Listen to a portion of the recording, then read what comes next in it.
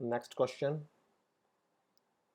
In India, which one of the following constitutional amendments was widely believed to be enacted to overcome the judicial interpretations of the fundamental rights?